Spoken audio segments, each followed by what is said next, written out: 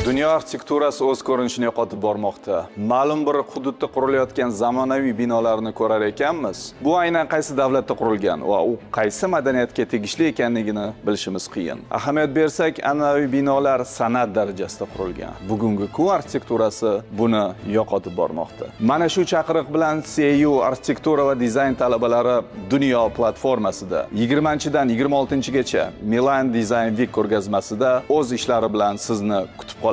Milanda biz mahalla dekonstruksiyasi loyihasi bilan ishtirok etyapmiz va eng asosiysi barcha loyihalar va installyatsiyalar bizning arxitektura va dizayn maktabi talabalari tomonidan yaratilgan.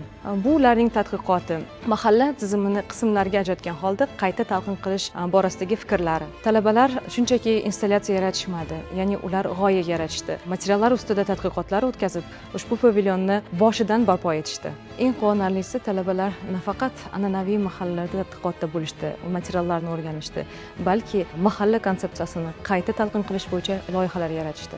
7 kun yagona mahalla arxitekturani o'zgartirayotgan yangi avlod. Bu shunchaki o'quv loyihasi yoki ko'rgazma emas. Bu jahon xalqaro maydonida o'z so'zini so'zlash, xalqaro ekspertlar oldida o'z iste'dodini barobar ko'rsatish imkoniyatidir. O'zbekiston madaniyati va san'ati dunyoni lol qoldiradigan darajada. Biz uchun oddiy mahalla va uning elementlari dunyo trendiga aylanishi mumkin. Buni adras misolida ko'rishimiz mumkin. Talabalarimiz bugundan o'z kelajagini yaratmoqda. Central Asian University, Milanda ko'rishguncha.